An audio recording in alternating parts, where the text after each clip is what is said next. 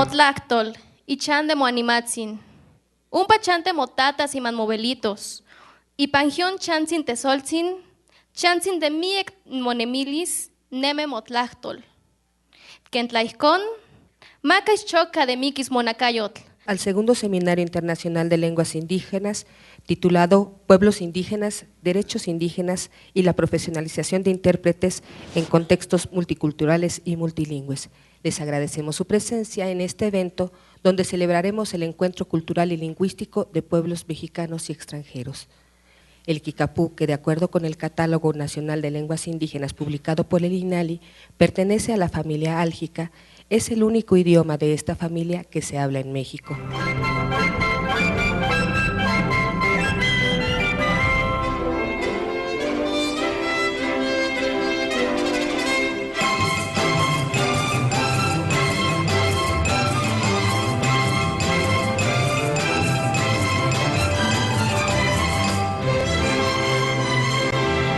Aprovecho la oportunidad para recordar que México es un país pluricultural reconocido a nivel mundial como un país con una gran riqueza cultural y con grandes retos en relación con la atención diferenciada a la población indígena.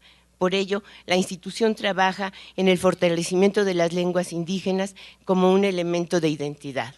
Y no paramos de congratularnos de que exista este segundo seminario, pero también que es producto de la existencia del INALI, que fue un sueño muy acariciado. Existen 15,7 millones de personas que se autoadscribieron como indígenas en 2010, lo cual representa alrededor del 14% de la población total de México. Esto habla del orgullo de ser indígenas. Esta población conforma 68 pueblos indígenas que se distinguen por la cultura, lengua y formas de organización particulares que los distinguen entre ellos. Desde la CDI hemos realizado acciones afirmativas para considerar el pago de los intérpretes que asistan a los indígenas en los programas de la CDI.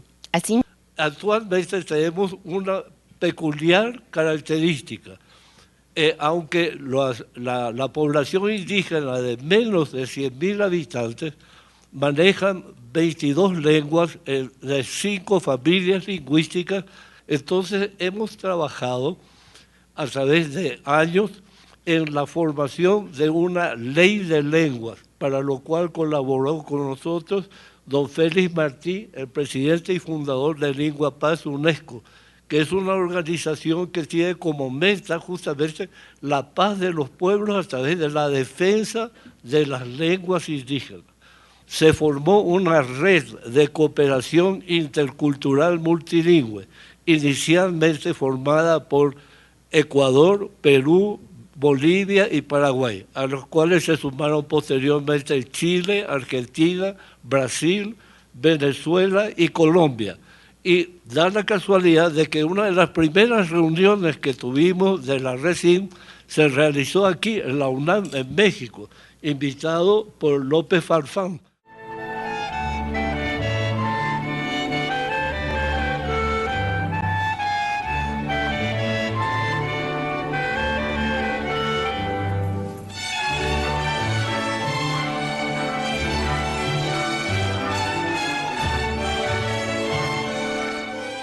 La Ley General de Derechos Lingüísticos de los Pueblos Indígenas dice en la adición, la reforma que se hizo en el 2009, que todos los municipios y los pueblos indígenas deben tener sus toponimias y sus nomenclaturas oficiales en lenguas indígenas. Hay que hacer efectivo los derechos lingüísticos de los pueblos indígenas, de manera pues que en reconocimiento a esa enorme labor a favor de los derechos lingüísticos de los pueblos indígenas, en este caso en concreto el municipio de Ayutla Mije, el Instituto Nacional de Lenguas Indígenas otorga el presente reconocimiento al contador público Alejandro Martínez Ramírez, presidente municipal constitucional de San Pedro y San Pablo Ayutla Mije. ¿Qué me queda decirles? Que tenemos que seguir fortaleciendo nuestras lenguas indígenas, ya que hoy en día, y gracias a esos pioneros que iniciaron esa lucha indígena a nivel nacional, a nivel internacional, hoy nos están identificando. Hoy las políticas públicas van encaminadas hacia nuestro pueblo indígena y nos están tomando en cuenta a nosotros los indígenas que también queremos conquistar el mundo, que también queremos trascender, porque lo único que nos puede identificar en nuestra cultura es nuestra lengua. Sabemos que la reforma de 2001 fue una reforma incompleta, fue una reforma inconclusa, fue una reforma que todavía deja grandes pendientes, sobre todo en lo relativo al ser reconocidos nuestros pueblos como sujetos de derecho público y no como entidades de interés público. Un gran pendiente también, sin duda lo es, el que se reconozca de acuerdo a nuestros contextos socioculturales y a nuestras especificidades regionales, este derecho de libre determinación y autonomía de los pueblos indígenas. Temas que tengan que ver con el reconocimiento también de las formas de acceder y operar nuestros propios medios de comunicación para los pueblos indígenas. El INALI busca propiciar y conjuntar en un libre e informado intercambio de ideas la participación de los integrantes de pueblos, comunidades y organizaciones indígenas, académicos, estudiosos de los idiomas indígenas, organismos internacionales y funcionarios públicos nacionales y extranjeros, a fin de visualizar el posicionamiento global de dichas lenguas y contribuir a la generación y puesta en marcha de más, por supuesto, de más y mejores políticas públicas con pertinencia cultural y lingüística en nuestro país, en México. Fácil advertir las similitudes que existen entre nuestros países, entre México y el Perú. Somos países con larga historia, que no empieza en la República, sino viene de mucho más allá, países en cuyos territorios se emplazaron importantes civilizaciones en el mundo, ¿no? La maya, la azteca en el caso de México, la civilización andina en el caso del Perú, y que tiene que ver con buscar iniciar en realidad una política de protección, de difusión, de conservación y de uso de las lenguas indígenas. El México que se inicia con la lucha por la independencia en 1810 y que sigue a lo largo del siglo XIX. Ahora ahí, en vez de que se recuperen los pueblos indígenas del dominio cultural, se intensifica en cambio en el siglo XIX la destrucción del México indígena a partir de la Reforma. Esto también los historiadores lo han discutido muchísimo y es algo que desde luego interesa enormemente a los pueblos indígenas. Recuerden que el tema central que nos trae aquí es la profesionalización de intérpretes y traductores de lenguas indígenas y su aplicación en temas de justicia, en temas de salud y en temas de desarrollo social. En el tema de salud, veo muy importante que intérpretes y traductores puedan acceder y estar ahí en nuestras comunidades indígenas y poder apoyar a los médicos y médicas que no tienen la segunda lengua cual sea. Cuando estoy trabajando con intérpretes del estado de Chiapas, tengo un promedio de 3 años de educación. Pero lo que he visto es que gente bilingüe tiene muy desarrollada su cerebro y he tenido chiapanecos trilingües.